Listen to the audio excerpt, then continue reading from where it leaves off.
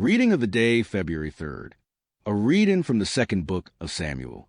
2 Samuel 18, verses 9 to 10, 14b, 24-25a, 30:19:3. Absalom unexpectedly came up against David's servants. He was mounted on a mule, and as the mule passed under branches of a large terebinth, his hair caught fast in the tree. He hung between heaven and earth, while the mule he had been riding ran off. Someone saw this and reported to Joab that he had seen Absalom hanging from a terebinth, and taking 3 pikes in hand, he thrust for the heart of Absalom, still hanging from the tree alive. Now David was sitting between the 2 gates, and a lookout went up to the roof of the gate above the city wall, where he looked about and saw a man running all alone. The lookout shouted to inform the king, who said, "If he is alone, he has good news to report." The king said, "Step aside and remain in attendance here." So he stepped aside and remained there. When the Cushite messenger came in, he said, "Let my lord the king receive the good news, that this day the Lord has taken your part, freeing you from the grasp of all who rebelled against you." But the king asked the Cushite, "Is young Absalom safe?"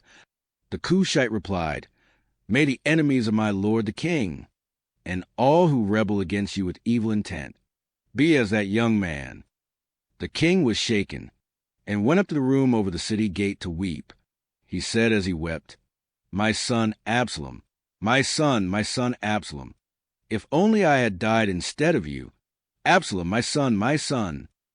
Joab was told that the king was weeping and mourning for Absalom, and that day's victory was turned into mourning for the whole army, when they heard that the king was grieving for his son. Gospel of the day, from the Gospel according to Mark, 5:21-43. When Jesus had crossed again in the boat to the other side, a large crowd gathered around him, and he stayed close to the sea. One of the synagogue officials, named Jairus, came forward. Seeing him, he fell at his feet and pleaded earnestly with him, saying, "My daughter is at the point of death. Please, come lay your hands on her, that she may get well and live." He went off with him, and a large crowd followed him. There was a woman afflicted with hemorrhages for 12 years. She had suffered greatly at the hands of many doctors, and had spent all that she had. Yet she was not helped, but only grew worse. She had heard about Jesus, and came up behind him in the crowd, and touched his cloak. She said, "If I but touch his clothes, I shall be cured." Immediately her flow of blood dried up. She felt in her body that she was healed of her affliction. Jesus, aware at once that power had gone out from him, turned around the crowd and asked, "Who has touched my clothes?" But his disciples said to him, "You see how the crowd is pressing upon you, and yet you ask, 'Who touched me?'" And he looked around to see who had done it. The woman, realizing what had happened to her, approached in fear and trembling. She fell down before Jesus and told him the whole truth. He said to her, "Daughter, your faith has saved you. Go in peace and be cured of your affliction." While he was still speaking, people from the synagogue official's house arrived and said, "Your daughter has died. Why trouble the teacher any longer?" Disregarding the message that was reported, Jesus said to the synagogue official, "Do not be afraid, just have faith." He did not allow anyone to accompany him inside, except Peter, James, and John, the brother of James.